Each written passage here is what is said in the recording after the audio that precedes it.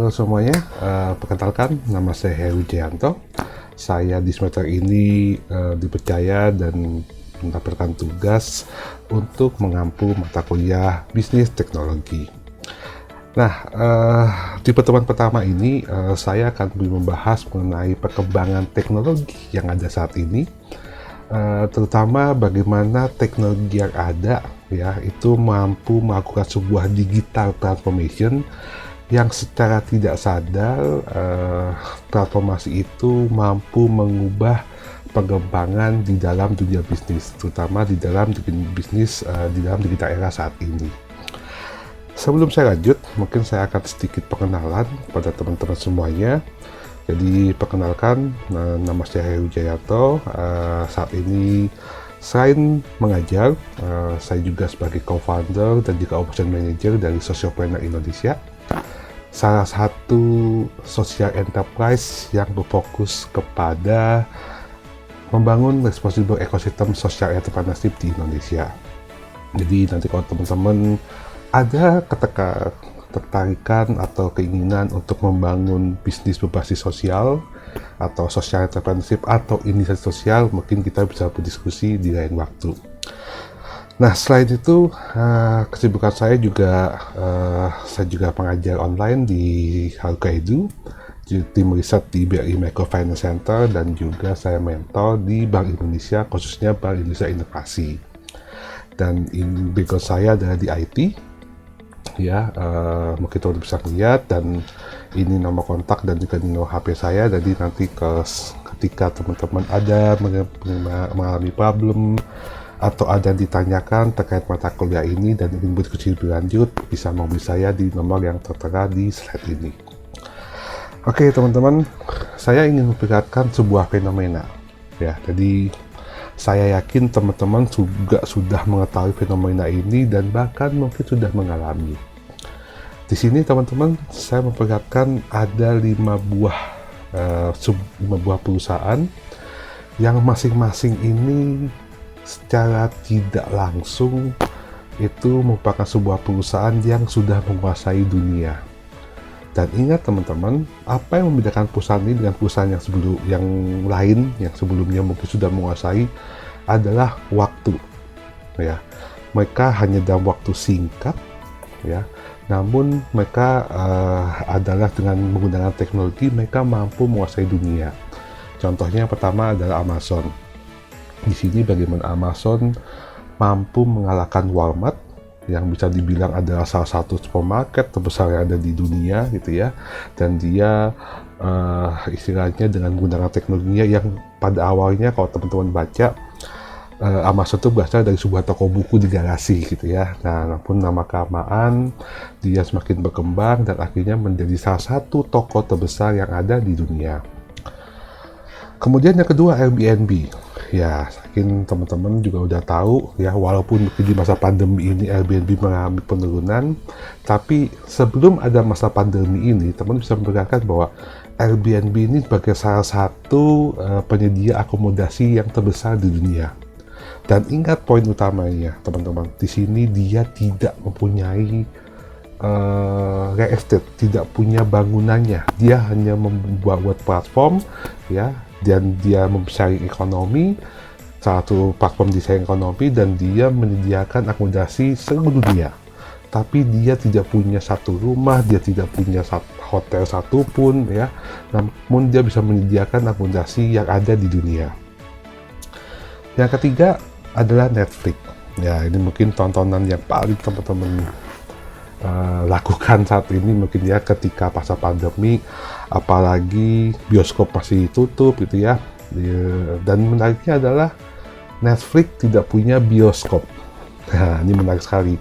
Tapi saat ini Netflix bisa dibilang adalah salah satu ya movie house, bisa dibilang itu salah satu yang terbesar di dunia. Uber sama ya, Uber dengan Grab yang ketika dia sudah kolaborasi, kalau di Indonesia ada Gojek, dia juga menjadi salah satu transportasi terbesar di dunia ya. Dan ingat, dia tidak punya armada. Nah, kemudian sebelum adanya konten-konten yang ada di YouTube dan sebagainya, mungkin Facebook juga menjadi salah satu media populer di Indonesia.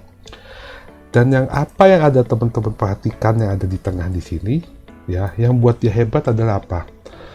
Dia mengalahkan beberapa perusahaan, Walmart, Wyndham, Blockbuster, Yellow Taxi, New York Times, ya, perusahaan yang sudah puluhan tahun, bahkan ya hampir bisa bilang kayak New York Times itu sampai ratusan tahun menguasai pasarnya. Dan mereka dikalahkan misalnya oleh sebuah perusahaan yang ya umurnya mungkin masih 10 atau 20 tahun. Dan itulah perubahan yang ada, ya.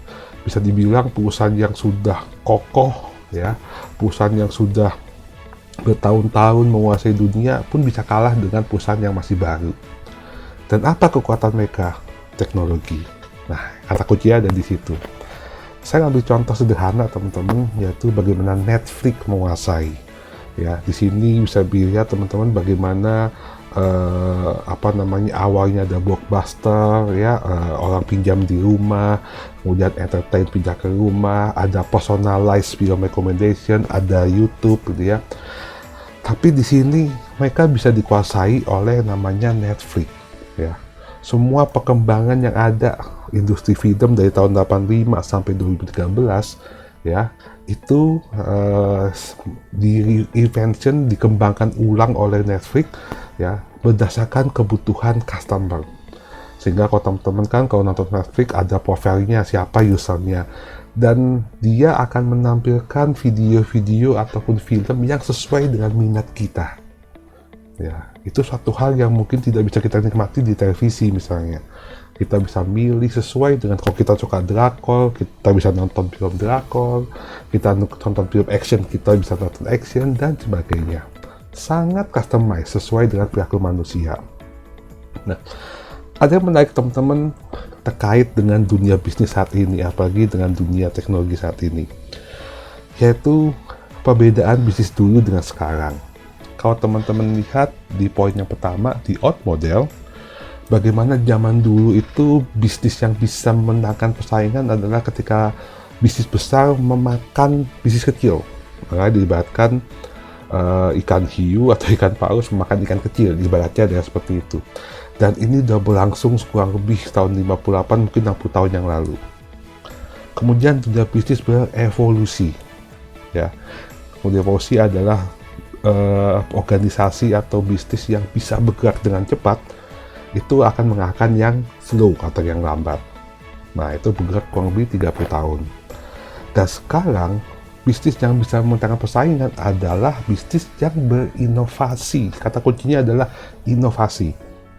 Ya, dia mengalahkan bisnis besar, dia mengalahkan bisnis yang cepat, ya.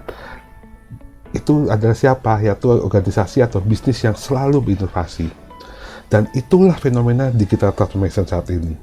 Bagaimana teknologi digital, bagaimana teknologi dunia saat ini mampu mengubah fenomena, mampu mengubah peta bisnis yang ada di dunia. Ya, itulah survivalnya saat ini adalah seperti itu. Nah, kemudian pasti teman bertanya, apa sih yang maksud dengan digital transformation? Yang namanya digital transformation adalah bagaimana kita mengintegrasikan teknologi digital pada semua area bisnis. Secara fundamental bahkan mengubah bagaimana kita beroperasi dan bagaimana kita memberikan value kepada customer. Nah, ini teman-teman bisa lihat di sini, ya. Kata kuncinya adalah mengubah secara fundamental bagaimana kita beroperasi dan bagaimana kita memberikan value pada customer, termasuk mengubah budaya, mengubah perilaku manusia. Ya, teman-teman bisa lihat bagaimana Gojek, ya, bisa menguasai peta industri transportasi di Indonesia. Yang dulu Gojek mungkin orang males naik Gojek gitu ya, tapi sekarang orang berlomba-lomba, ya, istilahnya menjadi gaya hidup, ya. Semua orang udah tergantung dengan Gojek atau Grab dan sebagainya. Dia mengubah cara, mengubah bagaimana memberikan sebuah nilai. Nah, tantangannya sebetulnya bukan di perusahaan yang baru, ya. Jadi tantangannya adalah bagaimana perusahaan-perusahaan yang lama yang sudah ada, yang sebelum adanya internet itu bisa bertahan saat ini. Nah, jadi kalau perusahaan yang baru sekarang muncul itu akan lebih enak, tapi tantangannya adalah bagaimana perusahaan-perusahaan yang dulu, ya, yang sudah bertahun-tahun kuat gitu ya, itu bisa bertahan saat ini. Itu tantangannya. Nah, tadi istilahnya peta dunia bisnis itu udah sangat diobak-abrik oleh digital atau internet. Saya mengambil contoh teman-teman adalah Kodak. Saya yakin teman-teman pernah mendengar, ya saya nggak tahu apakah teman-teman pernah menggunakan atau tidak. Tapi di sini Kodak adalah sebuah bisa dibilang film dari sebuah kamera yang hebat pada masa jayanya. Ya, tadi kalau di sini dilihatkan tahun 97 tuh dia sempat stoknya tuh sahamnya paling tinggi, dan sekitar tahun 2011 dan waktu 14 tahun dia mengalami kebangkrutan. Padahal teman-teman kalau diperhatikan, Kodak tuh punya kekuatan. Kodak punya teknologi. Kalau teman-teman pernah melihat gambar foto Neil Armstrong yang ada di bulan, itu foto itu diambil oleh Kodak. Ya, bukan oleh Kodak, tapi menggunakan teknologi yang ada di Kodak. Karena pada saat itu Kodak menjadi satu-satunya kamera yang bisa bisa foto, ya istilahnya bisa melakukan pemotretan di bulan, hanya Kodak pada saat itu. Namun Kodak merasa sudah di atas, ya, budaya organisasinya tidak ada dan dia sudah merasa hebat, dia tidak mau berinovasi. Akhirnya apa? Dia turun karena dia tidak melihat bahwa pangsa pasar saya sudah berubah loh. Dengan ada teknologi kamera digital dan segala macam, mereka tidak mau berubah. Padahal secara teknologi mereka tidak kalah. Kenapa seperti itu? Karena mereka tidak mau bertransformasi. Mereka tidak mau mengubah bisnisnya. Dia tidak mau mengintegrasikan teknologi bisnis di dalam bisnisnya dia. Berbeda dengan Fujifilm. Ya, padahal dua itu adalah saingan. Kodak dan Fujifilm itu saingan. Tapi Fujifilm sampai detik ini masih bisa bertahan.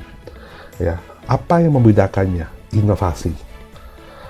Fujifilm dengan berbagai macam produknya, dia selalu memberikan bisa dibilang produk-produk inovatif yang sesuai zamannya, yang sesuai perilaku daripada konsumennya. Itu ada kekuatan Fujifilm.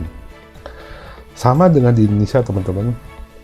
Ya, kalau teman-teman tahu, ya saya nggak tahu, dulu kita kalau beli CD ya ada di Stara gitu ya. Sekarang pun udah nggak ada di Stara. Kita nggak bisa membeli CD di mall-mall yang ada. Ya, bahkan kalau kita lihat di sebelah kanan bagaimana orang membeli CD itu malah di KFC. Ya, ini jualan ayam, jualan CD istilahnya ya. Ya, itu adalah transformasi yang dilakukan, perubahan dilakukan. Karena orang mungkin sudah jarang banget dengan CD, walaupun masih ada ya, tapi sudah segmented sekali. Mungkin hanya orang penikmat ya istilahnya yang membeli tersebut. Ya, kenapa? Mereka harus melakukan evolusi sehingga mau tidak mau mereka memanfaatkan gerai-gerai KFC untuk menjual CD-CD-nya. Sama dengan industri majalah yang ada di Indonesia. Teman-teman bisa melihat di sini bagaimana majalah-majalah yang saya tampilkan di layar ini, di slide ini adalah majalah yang sudah tidak ada lagi saat ini. Ya, padahal mereka, ya mungkin kalau teman nggak alami, tapi kalau bagi saya dan mungkin orang tua teman-teman yang ada di rumah, mereka adalah majalah-majalah yang mungkin menemani kita dulu. Saya suka sepak bola, majalah bola menemani saya. Kebetulan saya juga suka musik, ini yang menemani saya. Hai, majalah ketika saya SMP, ya. Karena saya suka teknologi, terutama IT, saya banyak belajar di majalah Keep. Jadi mungkin bisa dibilang 3 majalah ini, dulu koran kok bola ya, itu adalah yang selalu menemani saya ketika saya muda, istilahnya. Ketika saya masih SMA, itu selalu menemani. Ya, tapi sekarang mereka sudah tidak ada lagi. Kenapa? Karena semuanya bertransformasi ke digital. Nah, kalau dilihat di Indonesia, yang terkuat apa? Tribun, Detik, ya, ada Kompas, ada Yahoo, dan CNN Indonesia. Sudah terjadi pergeseran, sudah terjadi perubahan. Nah, kalau kita kembali kepada digital transformation, apa sih digital transformation itu? Digital transformation itu bukan hanya menggunakan teknologi, tapi tentang strategi kita dan bagaimana kita berpikir. Jadi teman-teman ingat, teknologi itu hanya adalah sebuah alat Pertanyaannya adalah bagaimana kita menggunakan teknologi tersebut. Bagaimana kita memanfaatkan teknologi tersebut untuk memberikan value kepada customer kita. Itu tantangannya. Ya, jadi bukan hanya semua orang pakai Facebook, saya pakai Facebook semua orang pakai TikTok, saya pakai TikTok Tidak hanya itu. Ya, tapi bagaimana mindset kita ya menggunakan teknologi yang ada untuk membantu bisnis kita. Ya, teman-teman pasti punya bisnis, sudah mendevelop sebuah bisnis. Nah, pertanyaannya adalah dari sekian banyak teknologi yang ada saat ini, teknologi mana yang akan membantu kita? Teknologi mana yang akan membantu teman-teman nantinya untuk mensupport bisnisnya? Nah, itu tantangannya. Nah, jadi ada sebuah gap di sini, teman-teman. Jadi digital transformation itu mendekatkan gap ya antara yang diekspektasikan oleh customer dengan apa yang kita deliver. Nah, itu ada di teknologi, ada di digital transformation. Dan digital transformation juga mengubah bagaimana kita menggunakan teknologi. Ya, bahkan dengan adanya teknologi itu mampu meningkatkan pengalaman kepada customer, pengalaman kita di dalam sebuah organisasi, pengalaman kita bekerja sama dengan supplier, dengan partner, dengan stakeholder, dan sebagainya. Kenapa bisa seperti itu, teman-teman? Ingat, teknologi pun berevolusi. Masalah juga berevolusi. Saya ibaratkan gambarnya ini. Kalau teman-teman lihat di sini bagaimana sebuah evolusi komputer dan manusia itu sendiri. Bagaimana teman-teman melihat ketika zaman dulu teknologi memfokuskan adalah bagaimana saya membuat sebuah komputer yang makin lama makin kecil. Ya. Sekarang yang difokuskan bukan lagi memperkecilkan komputer istilahnya, tapi ternyata menemukan sebuah masalah baru. Masalahnya apa? Ini manusianya. Manusia yang kecil sekarang menjadi besar istilahnya. Berarti ada masalah di human-nya. Itulah sudut pandang kita. Kita tidak bisa menyamakan masalah yang dulu dengan masalah sekarang. Masalah ada yang di tempat perusahaan lain dengan perusahaan kita. Pasti berbeda. Nah, itu sudut pandangnya kita perhatikan. Masalah pun akan selalu berubah, akan selalu berkembang. Nah, kalau teman-teman perhatikan, digital teknologi juga mampu mendisruptif beberapa tradisional. Ya, banyak sekali sekarang interaksi kita, apalagi sekarang kita ada di masa pandemi, masa COVID ya. Banyak sekali perubahan yang terjadi. Ya, itu kita tidak akan nyangka ketika kita mau kuliah, kita kuliah online itu nggak ada di benak kita semua pasti ya. Walaupun kalau di dunia arahnya sudah ke sana gitu ya. Cuma di Indonesia mungkin belum. Namun karena adanya masa pandemi kita dipaksa gitu ya, mau tidak mau menggunakan media online ini sebagai media pembelajaran. Ada istilahnya WFH sekarang, work from home. Itu sesuatu yang mungkin tidak pernah kita bayangkan ketika kita bekerja. Tapi sekarang ada perubahan. Banyak pekerjaan yang hilang, tapi banyak juga pekerjaan yang muncul. Ya, banyak pekerjaan yang mungkin dulu nggak ada, sekarang ada. Banyak pekerjaan yang dulu ada, sekarang menjadi tidak ada. Nah, itulah yang terjadi. Banyak skill-skill yang dulu dibutuhkan, sekarang sudah tidak dibutuhkan lagi.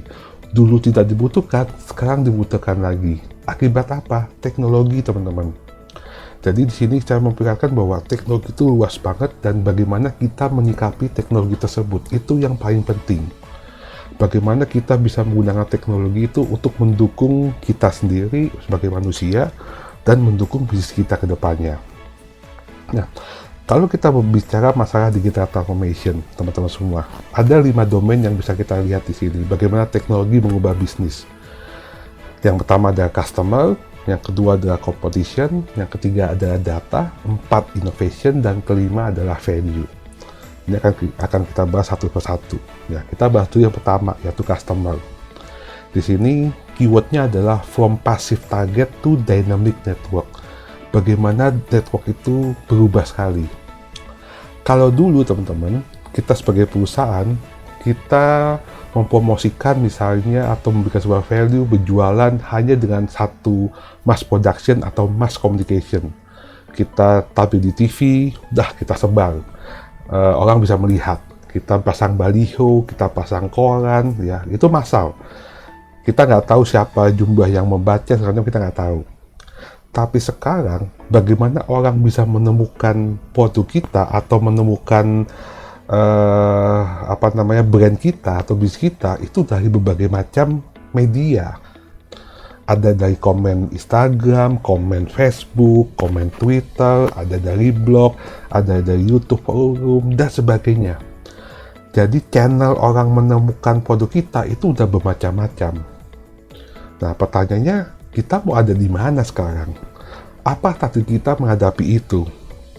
Karena potensial kita banyak banget. Kok dulu ya pasang TV selesai, kan TV sudah bukan lagi menjadi sebuah pilihan utama, walaupun mungkin masih di beberapa tempat. Tapi pilihan pertama udah bukan. Koran apalagi, ya koran udah drop sekali luar biasa. Nah itu, majalah juga sama, sudah hilang. Ya baliho itu juga mungkin masih, tapi walaupun tidak semasif yang dulu. Nah, kalau teman-teman lihat di sini, ya ada perubahan, terutama masalah aksesnya seperti apa, bagaimana orang mengakses untuk mendapatkan brand kita atau bisnis kita, bagaimana kita engage, ya, bagaimana kita berkustomisasi message kita, bagaimana kita berhubungan, bagaimana kita berkolaborasi, itu berubah total, ya, di dalam era digital dan di era teknologi ini. Dan ini harus kita pahami teman-teman semua, ya. Kenapa? Ya, apalagi teman-teman di sini nanti akan membuka bisnis, ya. Sebagus punya bisnis kita, kalau orang tidak bisa mengakses, sama saja. Sebagus-bagusnya bisnis kita, kalau orang tidak bisa kita tidak bisa engage dengan customer, sama saja. Ya, kita tidak bisa connect segala macam, ya sama aja. Kolaborasi juga menjadi sebuah hal yang penting. Itulah yang dimaksud dengan di sini betapa pentingnya behavior kita, perilaku kita, terutama bagaimana kita engage dengan customer melalui teknologi digital. Dan kita punya potensi, teman-teman. Ini saya ambil data tahun lalu, ya. Data 2021, mungkin bulan depan biasanya baru muncul. Kita bisa lihat ini hanya di Indonesia saja. Bagaimana orang punya mobile phone 96%, ya, smartphone sekian, 94%. Dan bagaimana orang menghabiskan waktunya dalam satu hari di media sosial, di internet. Itu ada hampir 8 jam. Itu menjadi sebuah kekuatan kita, teman-teman. Jadi kita tidak hanya hadir di dalam media sosial, kita tidak hanya hadir di dalam dunia internet, tapi bagaimana kita bisa engage, kita bisa berkoneksi dengan customer kita di dalam dunia internet. Perubahan berikutnya ada di mana? Payment, ya. Jadi ini mungkin data yang agak lama, tapi data ini di pandemi itu semakin meningkat. Uang digital tuh luar biasa saat ini, ya. Ini pembayaran cara pakai kartu dibandingkan dengan cek biro dan sebagainya. E-money semakin meningkat luar biasa, ya. Jadi istilahnya pembayaran digital pun ya sudah menjadi kebiasaan kita. Dan pemainnya pun makin lama makin banyak. Ini ada payment channel-nya, kalau teman perhatikan, ya, ada beberapa bank, ya, maupun non-bank, payment teknologinya sudah ada, playernya juga ada. Jadi fintech pun udah begitu banyak di sini. Mulai kredit card, SME banking, itu ya, peer-to-peer lending, online payment dan sebagainya. Mereka berubah karena apa? Inovasi di teknologi. Jadi teman-teman bisa melihat, ya, customer pun berubah dengan adanya teknologi. Perilaku konsumen pun berubah dengan adanya teknologi. Ini yang kita pelajari, teman-teman. Bukan bicara teknologi saja, tapi apa sih perilaku orang yang berubah karena teknologi. Itu harus kita pahami. Kenapa sih orang suka pakai QR code? Karena lebih mudah, teman, tinggal diklik, selesai. Ya, tidak mengubah perilaku manusia yang terlalu berat. Itu yang pertama dari customer. Yang kedua, competition. Ya, di sini ada perubahan lagi yang luar biasa. Bagaimana competition itu berubah istilahnya. Kalau dulu, ya, competition itu kelihatan banget, head to headnya kelihatan banget, perusahaan makanan dengan makanan misalnya, burger dengan burger, mobil X dengan mobil Y. Sekarang itu menjadi batasnya tuh hilang, ya. Kompetisi kita tuh bisa berubah, pesaing kita pun bisa berubah, ya. Kompetitor kita pun bisa berubah. itu kita perhatikan teman. Jadi banyak sekali perubahan tentang pesaing kita. Dan strategi pun luar biasa berubahnya. Saya ambil contoh ini Airbnb ya.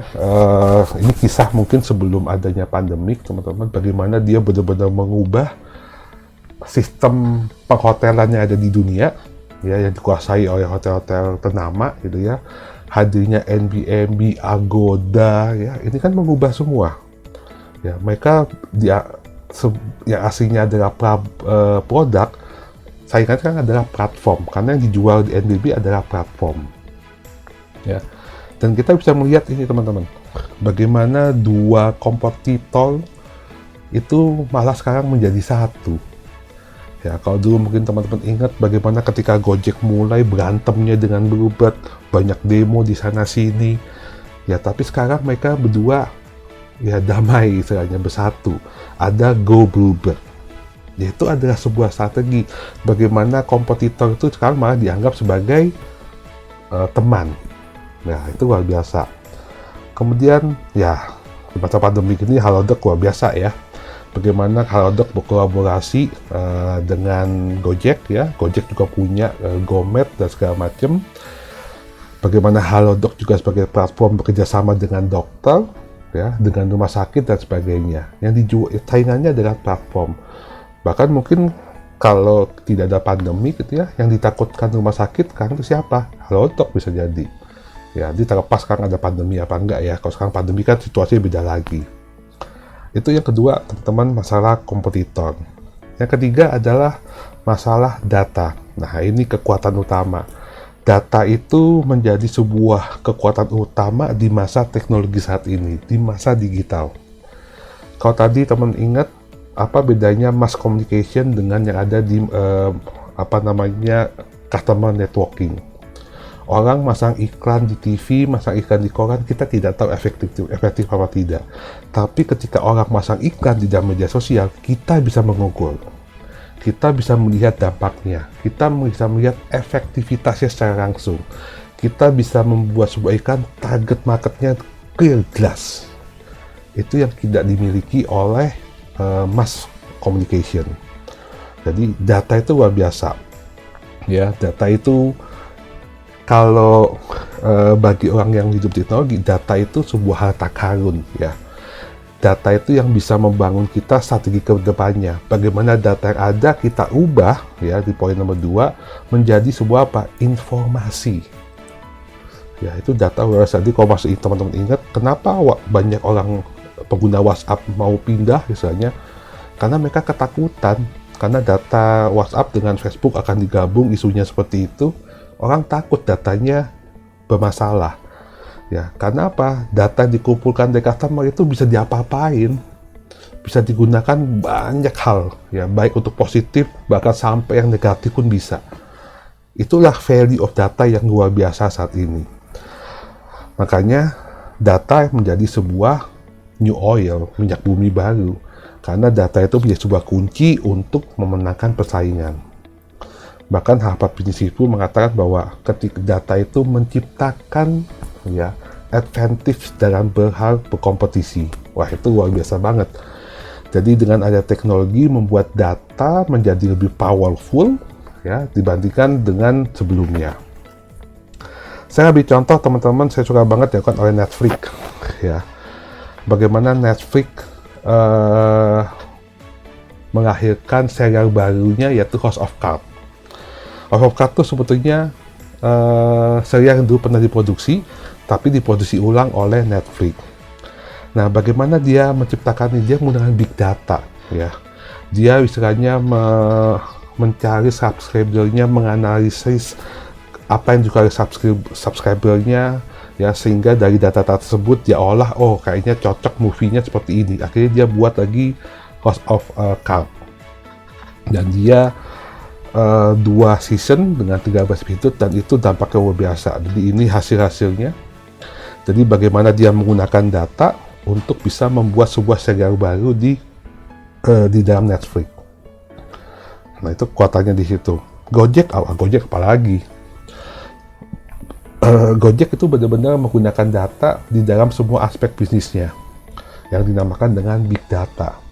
Jadi dia tahu kebiasaan teman-teman semua. Jadi kalau teman-teman suka mesen GoFood ya, Gojek bisa mempelajari, oh teman-teman ini sukanya apa.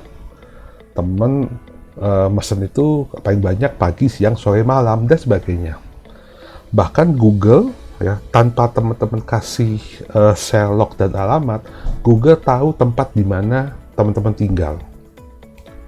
Kenapa bisa seperti itu? Karena dia mendeteksi teman-teman setiap malam tuh titik mana yang ada di situ. Dia pelajari perilakunya setiap malam ada di titik itu, oh ini rumah kalian. Ketika kita bekerja ataupun sekolah, kuliah ya, dia akan pelajari, dia tahu sekolah kita di mana, dia tahu tempat kerja kita di mana. Dalam seminggu ini dia kemana aja dia tahu. Kenapa? Dari handphone. Ya, dia tahu tempat kita ada di mana. Itulah hebatnya data. Kemudian innovation ya. Mungkin teman-teman udah bolak-balik mendengar kata inovasi gitu ya. Inovasi menjadi salah satu hal yang paling penting di dalam dunia ini. Apalagi dunia kita informasi saat ini. Kalau tadi teman-teman ilustrasi 3 ikan itu, bagaimana inovasi itu menjadi yang bisa memenangkan persaingan saat ini. Terlepas perusahaan itu besar, perusahaan itu cepat, ya, dia akan kalah dengan perusahaan yang selalu berinovasi terus-menerus. Itulah yang membedakan startup dengan UMKM. Kalau startup adalah dia selalu berfokus pada inovasi sudah menjadi gaya hidup, ya UMKM mungkin tidak menjadikannya sebagai sebuah budaya, ya, tapi mungkin hanya sebagian kecil dari proses produksi yang dilakukannya. Jadi saya ambil ini teman-teman yang saya suka, innovation is the only way to win dari Steve Jobs. Mungkin saat ini sangat relevan bahwa inovasi itu salah satu cara yang bisa menangkan persaingan. Contoh sederhana adalah Starbucks. Ya, Starbucks ini luar biasa. Mungkin kalau teman-teman search bisa ada namanya My Starbucks Idea. Jadi kalau teman datang ke Starbucks, semua hal yang ada di Starbucks, mulai dari istilah venti, grande dan segala macam, sedotannya ada di situ, bentuk tempat minumannya, itu semua dari mana? Dari penggemar atau konsumen Starbucks. Jadi dia selalu membuka di starbucksidea.com, dia mencari ide-ide dari customer loyalnya, ya. Ketika banyak yang di voting, itu yang akan dilakukan. Ya, jadi dia istilahnya dia menggunakan crowd, ide dari crowd, dari massa yang memang sudah loyal kepada Starbucks. Itu kekuatannya luar biasa. Ya. Kemudian JDID, mungkin teman-teman pernah datang kalau di Jakarta ada di PIK, bagaimana sebuah toko tanpa kasir pertama di Indonesia. Nah, ini luar biasa. Dia menggunakan teknologi AI ya di sana, dan AI itu artificial intelligence ya, machine learning dan sebagainya. Jadi kita tidak perlu lagi bawa duit cash, tinggal masuk pakai aplikasi JDID, terus ambil barang, terus kita tinggal keluar. Gak perlu lagi pakai kasir, karena semua bisa dilakukan dengan teknologi. Dan JDID yang pertama, kemudian diikuti juga yang kedua, yaitu Blibli-Mart.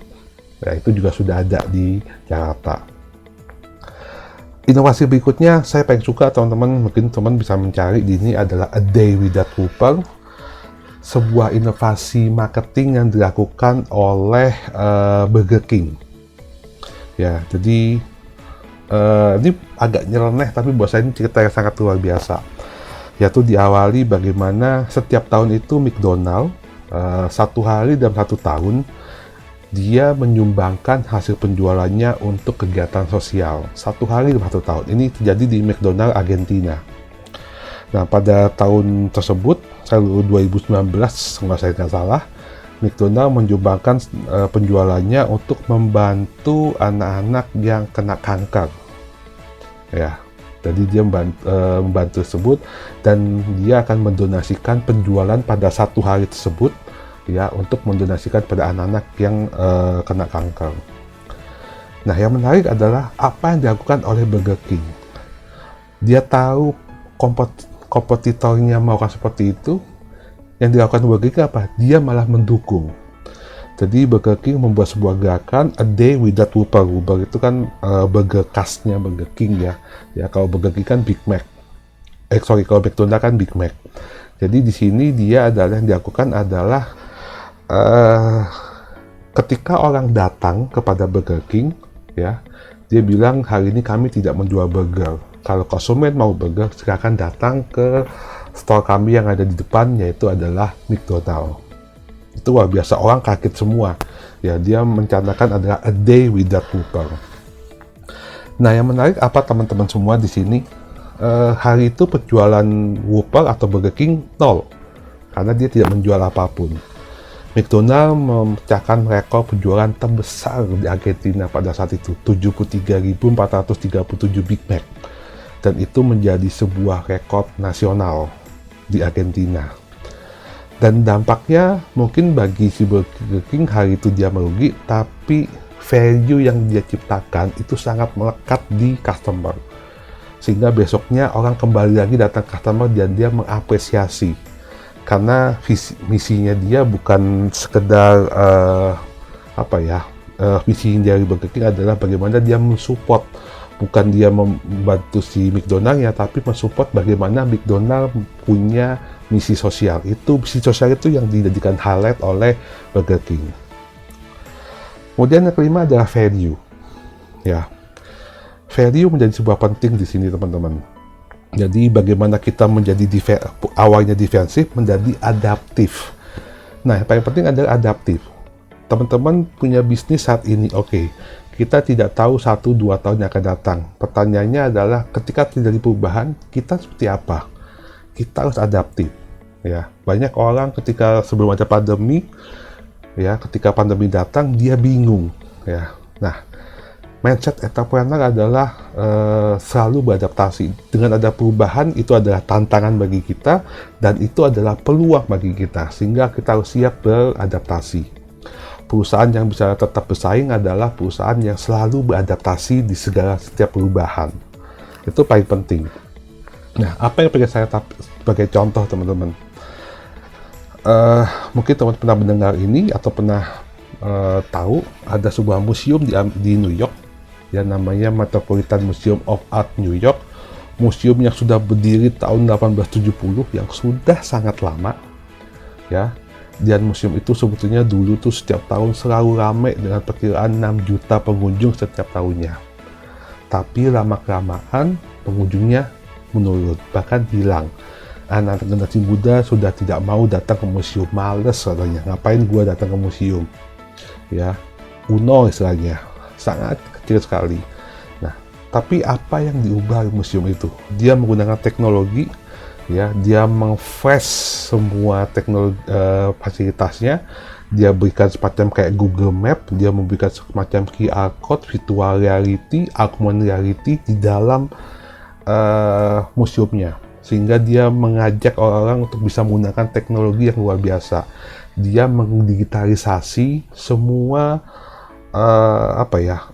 benda-benda yang ada di museum, ya, sehingga orang bisa menikmati secara digital. Bahkan dia memasukkan unsur hip hop. Nah, ini kan luar biasa, hip hop di dalam museum tersebut. Dua hal yang beda tapi dia gabungkan. Ya, jadi kalau di sini kata-katanya mendigitalisasi sekitar 375.000.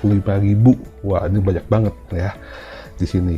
Dan yang menarik adalah statement di sini teman-teman. Our competition is not other museum.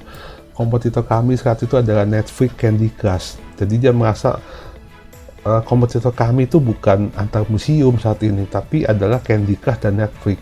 Kenapa? Karena orang sering main Candy Crush, orang nonton Netflix, sehingga mereka tidak mau lagi datang ke museum. Itu mindset yang ada di salah satu chief digital officer-nya dari museum ini. Ya, jadi ada perubahan. Nah, sama seperti ini teman-teman.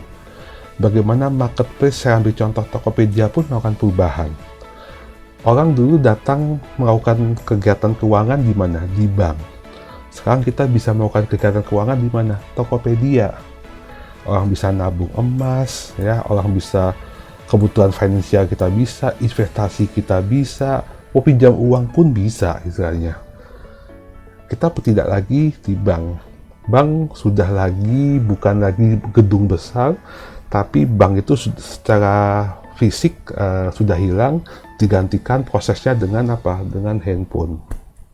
Itu luar biasa. Seperti yang dikatakan oleh Jack Ma, tahun 2025 bank yang terbesar bukan bank lagi, tapi apa? Financial institution. Itu perubahan yang besar. Nah, apa yang pengen saya sampaikan pada teman-teman di sini? Di sini kita memperlihatkan teman-teman bagaimana kita punya strategi dari 5 hal tersebut. Customer, competition, data, innovation, dan value. Bagaimana komposisi itu mengubah analog menjadi digital. Itulah kekuatan teknologi. Bagaimana teknologi itu bisa membawa kita, mensupport kita, mengubah bisnis kita. Ya, memang teknologi bukan segalanya, teman-teman. Ya, ingat teknologi itu hanya tools. Tapi yang penting adalah bagaimana kita punya strategi menggunakan teknologi tersebut. Itu yang paling penting. Bukan menggunakan teknologi, tapi strategi apa yang bisa kita gunakan untuk mengembangkan teknologi tersebut. Itu yang paling penting, teman-teman. Ya, jadi digital transformation is not about teknologi. Nah, ini saya bilang ya, bukan hanya sekedar teknologi, tapi lebih ke bagaimana kita strategi kita, leadership kita, dan bagaimana cara kita berpikir dengan menggunakan teknologi. Ya, kata kuncinya kan teman-teman ya, bukan hanya sekedar teknologi, tapi bagaimana kita menyusun strategi, bagaimana kita memimpin bisnis kita, bagaimana kita berpikir yang ada di kepala kita dengan menggunakan apa? Teknologi. Nah, pertanyaan, kalau kita punya bisnis, kita siap gak sih di dalam teknologi digital? Ya, siap atau tidak siap, kembalikan pada teman-teman semua. Teman-teman sudah mulai merancang sebuah bisnis, teman-teman sudah merancang punya ide bisnis ke depannya. Nah, sekarang pertanyaannya adalah bagaimana teknologi digital, bagaimana teknologi ada bisa mensupport atau mendukung bisnis kita. Bagaimana teknologi ada bisa mengubah prosedur, mengubah operasional, mengubah bagaimana kita berkomunikasi dengan klien, dengan customer, ya. Itu tantangannya ada di situ. Nah, pertanyaannya, kita siap atau tidak? Nah, itu mungkin yang bisa saya sampaikan teman-teman di pertemuan pertama ini. Semoga harapannya ini bisa bermanfaat bagi kita semua. Dan bagi teman-teman yang ingin bertanya lebih lanjut, untuk kontak, sekarang ada kontak, ini ada Instagram saya, kemudian ada Facebook saya, ada Twitter saya, dan juga ada LinkedIn saya. Nah, demikian, jangan lupa teman-teman, di mata kuliah ini setiap minggu kita akan ada forum, ya, itu menjadi guideline untuk absen, jadi silakan mengisi forumnya setiap minggunya atau kita berdiskusi di sana. Demikian yang bisa saya sampaikan teman-teman, sampai ketemu di pertemuan selanjutnya. Terima kasih.